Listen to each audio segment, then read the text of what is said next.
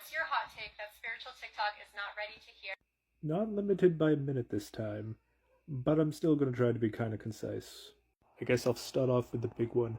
Regardless what path you chose, there are various levels of bigotry in this. Like, I understand, Norse and the Irish path specifically get a lot of the media attention, but it exists in all of your paths: Comedicism, Slavic, Greek. It's in the left-hand path. It's in various right-hand paths.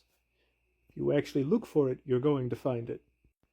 A lot of y'all are using your whatever version of spiritualism you have to justify your various narcissistic tendencies. Some of you are not nearly as smart as you think you are, and you're hoping that going into a niche group can exploit that.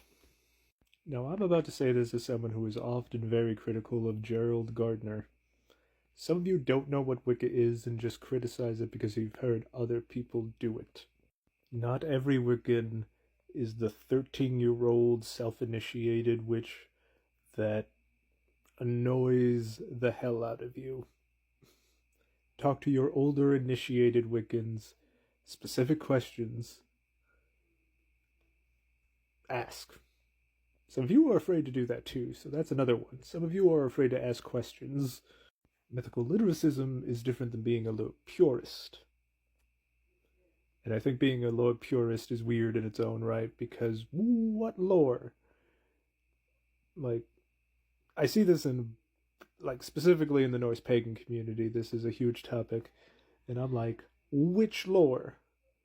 Got Norway, Denmark, Iceland, all have various different lores from each other, even if coming from the same root religion, to the point of at least having very similar names for their gods.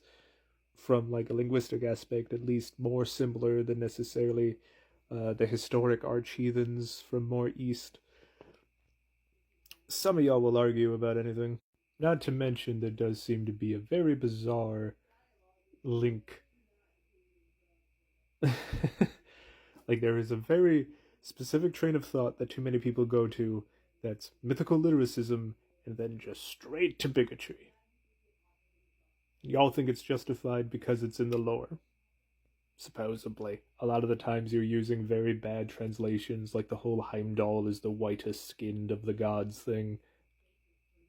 Again, some of you who are supposedly big on doing your research don't. I think some of you also need to realize just because you've dedicated a certain amount of time to a certain spiritual path doesn't mean that it's right for you. Some of you will put more effort into things just because it's like, oh, I'm already in this, instead of actually trying to be happy as a spiritualist. And that goes towards specific paths, deities, certain forms of magic that you want to specialize in. It might just not be for you. Like, don't get me wrong, if you want to try something, you can continue doing it. But just know, like, you don't have to. There's also way too many people who supposedly had a conversation with their god and became a priest. I know I did this one a couple years ago too, but at least get some amount of training in that. Find someone else who's a priest, ask them questions, do that. There's even a book that I got, The Practical Guide for Pagan Priesthood by Laura O'Brien. She is specifically a priestess of the Morrigan, but this book does a lot of things and talks about things in a very general manner. If you want to be a pagan priest, I suggest this book, or at the very least looking up training. People also hate me for this one, but the term priest implies you have a community. If you are a solitary practitioner, that doesn't mean that you aren't as smart as people who have communities, but I think there's other terms you can use. I do believe that the term priest, priestess, or any cultural significant words that effectively amount to the same thing are meant for those with community. Now, you can be, a mystic, a learned solitary practitioner, a devotee, etc. But unless there's something very specific within your community that allows for that, there's different words other than priest and priestess. Again, no shade to solitary practitioners. I also think there's a lot of demythifying various practices as well. because I've seen a lot of Western Kabbalists, a lot of a lot of people who do Goetia, at least the demonology version of it, way too excited to bring Solomon into this. As an ethnically Jewish person, I can tell you that there is absolutely no modern practice that can be truly traced to Solomon. Now, granted, I know a lot of Jewish mystics will say that Solomon is like a mold, like both how he was and his stories, either how he was or specific things that he was at fault in, are lessons in how mystics are supposed to act. But he isn't the origin of anything currently active within the magical communities. And I guess this one is also for my, mostly Norse pagans.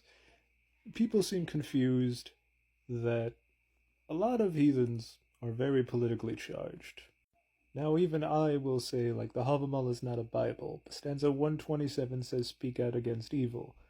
So, especially when it comes to politics, there is a good chance that a heathen will be vocal about it. Now, that of course doesn't mean that heathenism is specifically tied to any modern political movement, party, in any fashion.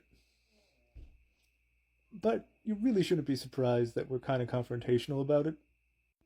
There's also the fact that at heathen festivals, people will talk mad amounts of shiitake mushrooms about Norse pagans, but somehow we're usually the ones doing security.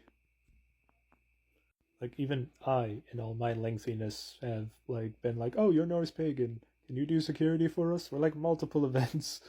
And I'm just half the time I'm I'm just kind of here to browse, but I'll tell you guys if I see anything. It's kind of bizarre how kind of quick that conversation goes. There's also a difference in religion and magical practice in a lot of ways.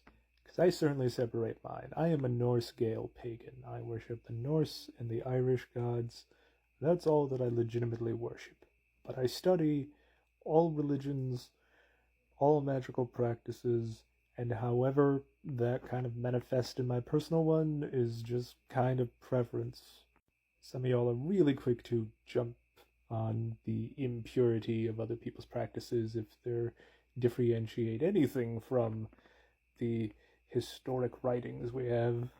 I think about 8 minutes is enough, but I might make this a yearly thing just to vent. Thank you all for watching.